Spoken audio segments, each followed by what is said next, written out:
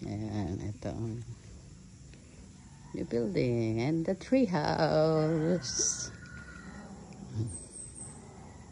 The tree house. Yan o, dami ang ano. Daming suha. Ang dami talaga suha dito. Pura. Daming puno ng suha. Puro puno ng suha. Bilog-bilog.